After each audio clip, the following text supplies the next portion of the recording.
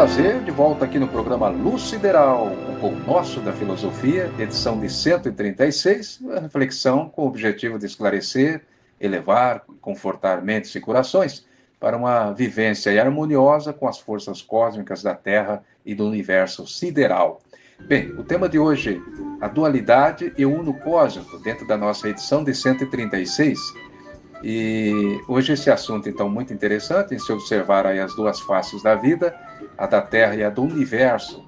E é bem verdade que vivemos num mundo de dualidades, como também trivialidades, mas aqui interessa mesmo é saber sobre esses dois mundos, da dualidade e o do universo, onde a palavra já inicia com uno, de único, e então é a dualidade e o unicósmico. Bom, eu vou conversar com o filósofo André Basso, grande estudioso aí desse e de outros assuntos, de espiritualidade eterna. Ele não só é colaborador aqui de nossas reflexões, como também tem nos ajudado nas edições técnicas do Luz Sideral.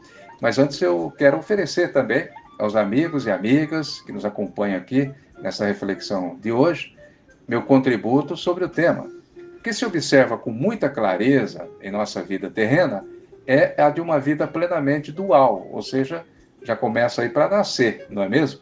No entanto, sempre nos esbarramos em dois caminhos, né? O do bem e o do mal, o bom e o ruim, a dor e o prazer, o ódio e o amor, a vida e a morte, e assim sucessivamente. Então, é uma vida dual porque tem início e fim, e suas duplicidades de escolhas, digamos. Porém, quando saímos da Terra e nos integramos no cosmos, tudo muda radicalmente. Tudo, tanto no aspecto da vida em si, que passa a ser a vida infinita do Espírito, apesar de aqui embaixo somos infinitos também, né? Somos eternos, e o Espírito que sopra aí onde quer, conforme diz a Bíblia Sagrada. E aí já eliminou pelo menos uma dualidade, a de não morrer jamais, que do outro lado você não morre, né? Mas podemos também trazer esse assunto num nível mais profundo, que é justamente a dualidade interna que todos trazem em si, o ego e o eu. Muito bem explicado pelo professor Rode, que eu fiz constar, inclusive, no programa Luz Sideral do número 131, também em outros programas, né, que você pode acompanhar todos aqui no canal. E aproveita e se inscreva para não perder nada. Então, no 131, o Cristo interno tem uma explicação ali espetacular contida no livro Lúcifer e Logos, do saudoso filósofo Huberto Rode, e vale a pena ouvir, como também ler este e os demais 68 livros filosóficos e espiritualistas cósmicos, né, do professor, que traz toda a sua filosofia embasada na filosofia maior do Cristo de Deus. Isto é que me atraiu na filosofia universal rodiana. Eu tenho um pensamento bem oportuno aqui, do pensador indiano Ranjit Maharaj, onde ele diz, abre aspas, o ser é neutro, a realidade, Brahma, que corresponde aqui no Ocidente ao nosso Deus, né, é o estado interior aos conceitos. Nesta realidade não existe dualidade, portanto, não existe divisão entre o masculino e o feminino. Essas são categorias que o círculo mental cria para a experiência no mundo.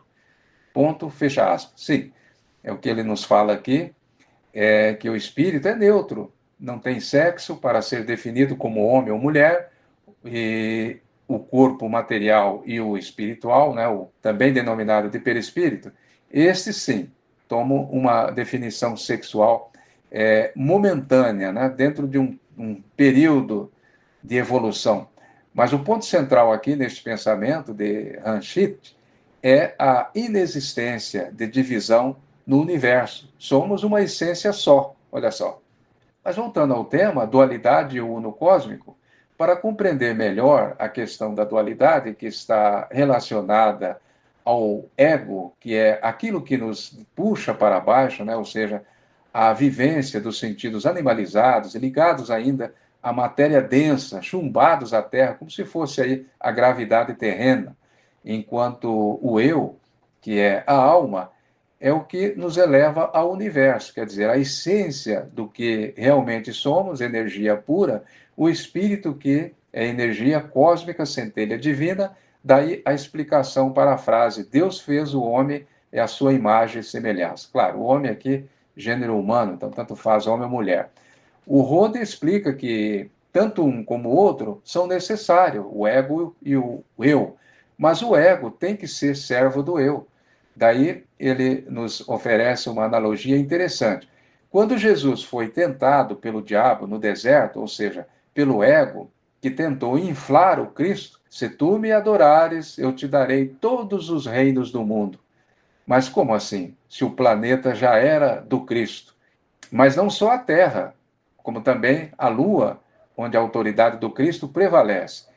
Mas aí alguém pode perguntar, né? Mas então Jesus passou por esse processo? Não, Jesus veio dar o exemplo de como a gente chega ao Pai, chega à perfeição, porque ele mesmo diz, né? Eu sou o caminho, a verdade e a vida.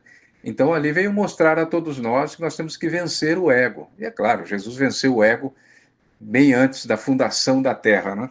Então, o desejo de domínio, de poder sobre isto ou aquilo, é sempre fruto do nosso ego inflado.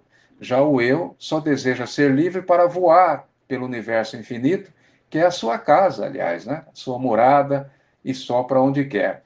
E veja, o desejo do espírito é se tornar um cidadão cósmico, no dizer do professor Rode, ou como dizia também Alziro Zarur, se referindo aos vaidosos e inúteis títulos terrenos, ele costumava dizer: eu só desejo ser um cidadão do universo. Quando a pessoa chega a este nível, você ganha sua carta de alforria para viajar pelo cosmos sideral. Que magistral, hein? Que maravilhoso. Bem, André, desculpe-me aí pela introdução extensa, mas agora sim é com você. Obrigado pela sua participação. Ataíde, amigos, vocês que nos acompanham aqui no programa Luz Sideral, é muito importante refletir sobre esse tema de hoje, a dualidade e o uno cósmico. Você já nos ofereceu aí uma boa reflexão sobre o tema, mas eu quero ainda trazer a minha visão, o meu entendimento sobre o assunto que é inesgotável e que pode parecer complexo para alguns, mas não é não. A nossa essência é puramente espiritual, ou seja, somos energia quintessenciada de Deus ou da própria natureza, como costumava chamar de Deus o filósofo Baruch Spinoza, que aliás foi um filósofo muito contestado e perseguido pelos religiosos da sua época, que não entendiam a tese que ele trazia de um Deus como sendo uma única substância infinita e imanente, idêntica à natureza que engloba tudo o que existe. Ele rejeitava a ideia de um Deus como uma individualidade localizada em algum ponto do cosmos, do universo, um ser antropomórfico, com a aparência de homem. E Spinoza nos deixou aquela bela definição, e até poética. Deus é a alma do universo. E podemos dizer também que Deus são as leis universais, que sempre existiram e são imutáveis. E podemos entender isto de forma matemática para existir os mundos. Antes existiam as leis que criam e sustentam esses mundos. É uma consequência. Já ao contrário, não se sustenta. Bem, e veja, embora se qualifiquem diversas leis, tanto mecânicas, quânticas, morais, éticas e espirituais, na verdade é uma só lei. Ou podemos dizer também que todas se condensam numa só, a existencial infinita, onde podemos denominá-la de Deus, a essência universal, o fluido energético cósmico da vida, de onde sai toda a criação que existe no universo visível e invisível. E isso não se parece com nenhum homem, materialmente falando. Logo é energia pura, e daí a nossa semelhança com Deus. Mas, sobre a dualidade que vivemos aqui na Terra, está sim ligada diretamente ao nosso ego, em luta constante contra o nosso eu, a nossa essência real, aquilo que nós somos.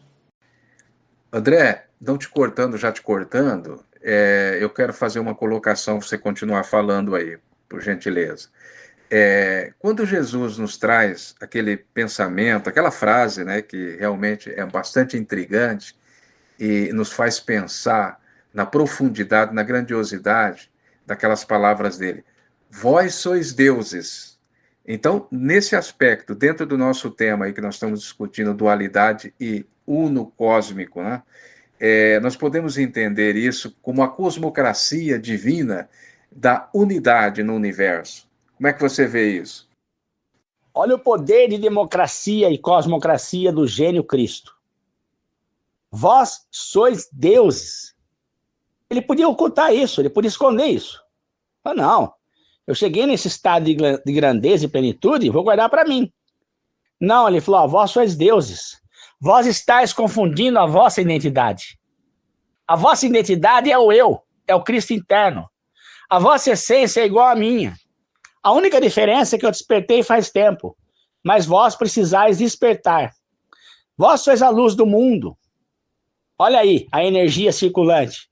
Chega na mulher samaritana e diz, mulher, se você beber da água que eu te dou, fluirá de dentro de ti um rio como água viva. Olha aí o poder de criação e de manifestação da divindade que está dentro de nós, que pode ser manifestado, mas que não foi porque nós não acessamos ainda o eu profundo. É um democrata, um cosmocrata por natureza. Ele podia ocultar isso, mas ele falou, não, eu sou igual, vocês são igual a mim. Vocês precisam despir a máscara, o ego, o corpo, a identidade transitória é defunto, é cadáver. Vós sois mais que isso. Então ele veio e disse, olha, vocês são igual a mim. Vocês não são diferentes de mim. Vocês têm o mesmo poder de acesso ao Pai como eu tive. Eu e o Pai somos um. O que eu quero é que vocês se tornem um com o Pai, como eu sou um com o Pai. Mas é acessar esse eu profundo, aquilo que nós somos. E essa falsa identificação com a nossa falsa identidade, a identidade de André, Ataíde, o Ataíde, quem é o Ataíde? Quando é que o Ataíde nasceu? O Ataíde matéria nasceu no ano X e vai morrer no ano Y. O André também. Mas nem o André é André, nem o Ataíde é o Ataíde. O Ataíde é um eu, é uma essência divina. É uma entidade independente, que é uma energia inteligente, que circula pelo universo. Mas não é o universo esse que a gente vê, das galáxias, das constelações. Não. Há muito mais a ser descortinado. Então olha aí o poder do Cristo, revelando para nós a nossa verdadeira identidade. Porque a não dualidade, de início, confunde um pouco. Mas depois você vai chegar e falar, puxa, realmente o negócio é esse mesmo. Essa visão da Advaita, da Vedanta, desses grandes sábios, elas quebram até essas teorias dos espíritos e espiritualistas ficarem especulando quem foi na vida passada, quem é o maior, quem é o menor, essas disputas. Se você está preso a uma entidade que você foi no passado, você vive como aquela entidade no passado. E agora? Você é atemporal? Você é o tempo presente a todo momento? Há muito mais por descortinar. Então é muito interessante esse tipo de assunto para poder tirar o véu dessa egolatria que nós vemos no culto à personalidade. Nisso o Krishnamurti está bem avançado, hein? Quando ele fala sobre a mente livre, a mente não dependente. O quanto é importante deixar a mente na sua originalidade para que haja os insights, os flashes. E o indivíduo que se autoconhece, ele já vai criando a verdade dentro de si próprio. É lógico, né, que esses estudos que a gente faz é uma preliminar, mas a ideia é que cada um faça o seu autoconhecimento, porque a verdade é uma terra sem caminhos. Foi o que o Rodin fez, entrar no silêncio, se auto-escutar, auto-investigação. Por isso que ele conseguiu trazer bastante coisa para cá, o mundo terreno. Por quê? Ele não tinha uma mente totalmente coligada, fatos. Ele vivia o presente, auto-investigação pura. Quem é o homem? Quem é a mulher? Quem é a criança? Quem é o jovem? Que sou eu? Então aí é uma visão mais profunda da realidade, né? Você vê que no final ele fala que tudo isso é criado pelo círculo mental, que é criado para organizar as experiências na Terra. Mas nós não somos as experiências, fazemos parte das experiências. Mas nós somos a realidade. Olha a verdadeira democracia de Deus. Todos somos iguais na essência, implícita, mas não na existência. A existência é uma ilusão, mas na essência todos somos iguais. Entendeu? O Filho de Deus não tem aonde reclinar a cabeça. Essa frase tem tudo a ver com autoconhecimento. Quantos estão interessados no autoconhecimento? Entendeu? Se autoconhecer. É pouca gente, é minoria. Você vê a China. Tem o maior livro de autoconhecimento poderoso chamado Tao Te Ching e ninguém reflete sobre o assunto lá. Minoria. 1,5 bilhão de habitantes, se tiver lá 100 mil inclinando a cabeça sobre o Tao Te Ching, é muito. Então você vê que o Filho de Deus não tem aonde reclinar a cabeça. Mas mesmo esses daí que estão seguindo, esses grandes sábios da não-dualidade, pouquíssimos estão entendendo ainda o conteúdo, né, o grau da mensagem. Porque isso depreende um amadurecimento espiritual da criatura com uma envergadura um pouco maior, entendeu? De compreensão. Mas é a minoria que vai dominar, não é a maioria. E o planeta Terra vai ser da minoria. Eu acredito, Taíde, que com a saída de 4 bilhões e meio, 5 bilhões de habitantes da Terra, vai chegar aí para a Terra uns 200 mil habitantes mais evoluídos, entendeu? Sai 5 bilhões e chega aí 1 milhão, 2 milhões. Pouca gente, mas com uma envergadura grandiosa de autoconhecimento. Aí eles vão puxar essa humanidade retrógrada daqui. Todo esse processo de procurar entender o eu, aquilo que nós somos, ele é importante. É o que você disse aí. Ninguém vai chegar nesse estágio aí sem passar pelas preliminares. Que a preliminar é super importante. Então, o aprendizado é infinito, né? Mas depois que você acessa o seu eu interno, aquilo que você é, na essência, como um Cristo, tudo fica mais fácil, né? Você vê, Jesus é autossuficiente. Ele é autossuficiente em tudo. Não só de materializar coisa, como ele fez lá, que aquilo lá é o menor sinal dele. Mas o maior sinal dele é ter quietude e tranquilidade de alma diante de um flagelo como uma crucificação. Ele tinha todo o domínio de si próprio. O eu dele comandava o ego 100%. Pode-se dizer que nem ego ele tinha, né? Ele mostrou aquilo ali para mostrar como que se deve fazer o trabalho, né? De tirar o ego do indivíduo. Mas é isso mesmo. A busca pelo autoconhecimento, por sabedoria, a mania livresca, uma hora ela acaba. Quando você acessa o seu eu central, aquilo que você é, você se torna autossuficiente. Você aquieta a sua mente. Então você vai agir 100% em perfeição dentro de qualquer situação onde você estiver no universo. Gratidão, Ataíde. Um abraço a todos aí do programa Luz Sideral. Muito bom, André. Grato aí pela valiosa reflexão sobre o tema de hoje. Muito bem lembrado aí, dissertado por você, a tese do sábio filósofo Spinoza, na sua explicação aí sobre o que é Deus, né? E toda a sua reflexão. Aliás, quando perguntado aí ao famoso matemático Alberto Einstein se ele era ateu, ele respondeu: não, eu acredito no Deus de Spinoza. Então, reforçando aí, eu diria que Deus é o fluido vital da vida no universo. Tudo que existe sai desse fluido e desta lei uno-cósmico, onde todas as coisas, né, demais se fundem, já dito aí por você. Também a questão do ego e do eu, que você nos entregou aí uma bela reflexão. Bem, vale ainda ressaltar que João Evangelista, em sua primeira epístola, capítulo 4, versículo 16, define Deus como sendo amor. Deus é amor. E o sentido moral da frase é a de um pai amoroso, para termos aí um Deus à nossa imagem e semelhança. Todavia, quando buscamos aí o lado científico e ético da frase de João, nos esbarramos justamente nesta principal lei universal centrípeta, que é justamente o fluido vital da criação. Enquanto as demais leis são centrífuga, que espalham essa criação pelo cosmo infinito, a lei do amor é centrípeta. Ela une todas as demais leis, se tornando uma só, podemos dizer assim, né? Bom, estamos apenas filosofando em busca da verdade, não somos aqui, nem queremos ser os donos da verdade. São conjecturas que você na audiência pode ou não concordar, e até colaborar conosco para que possamos aí sempre progredir, evoluir e exponenciar mais o nosso conhecimento. Deixa o seu comentário, sua sugestão, se gostou, seu like e compartilha também. Como última reflexão, eu deixo este pequeno texto encontrado no livro O Espírito da Filosofia Oriental, do supracitado filósofo Huberto Rudd, onde ele nos diz: Brahman é, pois, material, astral, espiritual em suas atividades, tanto no homem como no universo. Entretanto, não há diferença intrínseca, qualitativa, entre o microcosmo e o macrocosmo. A diferença é meramente extrínseca, quantitativa.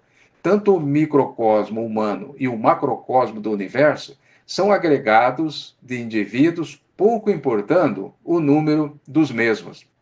E nenhum desses indivíduos tem realidade autônoma em si mesmos. Olha só.